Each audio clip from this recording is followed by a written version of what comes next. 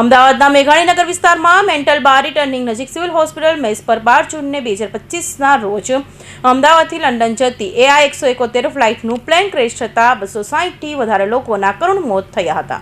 આજે તારીખ 12 જૂને અમદાવાદના પ્લેન ક્રેશને 1 વર્ષ પૂર્ણ થયું છે, ત્યારે પ્લેન ક્રેશ સાઇટ પર મૃતકના પરિવારજનો દ્વારા શ્રદ્ધાંજલિ કાર્યક્રમ આયોજિત કરવામાં આવ્યો છે।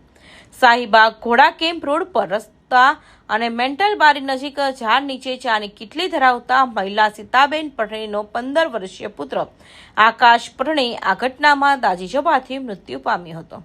તેની માતા અને પરિવારજનોએ આજે પ્લેન ક્રેશ સાઇટ પર તેના પર યાદ કરીને વિલાપી કરી રહ્યા છે। આ ઉપરાંત પૂર્વ મુખ્યમંત્રી વિજય રૂપાણીના દીકરી રાધિકા રૂપાણીએ સાઇટ સ્થળે વૃક્ષારોપણ કર્યું હતું।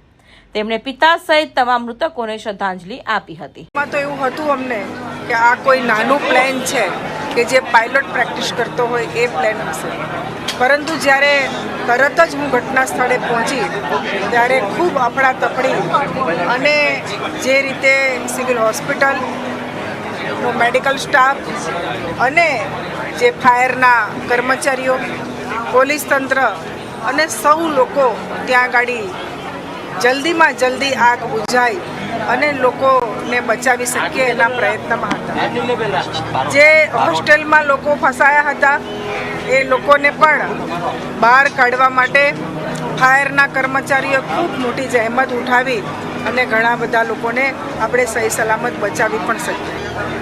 પણ દુઃખની વાત એ છે કે માત્ર ને માત્ર પ્લેનના મુસાફરમાંથી એક જ વ્યક્તિ જીવિત બચી શક્યા।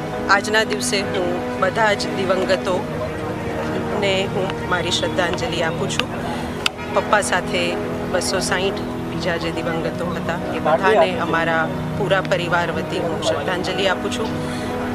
પપ્પાએ જે સેવા કાર્યો ચાલુ કર્યા હતા અને આજે પણ આજના દિવસે ગુજરાતભરમાં પપ્પાના સેવા કાર્યો આગળ બધા ધપાવી રહ્યા છે અને ખૂબ જ બધા પપ્પાને લાગણીથી, પપ્પાને પ્રેમથી અને પપ્પાને હૃદયથી યાદ કરી રહ્યા છે।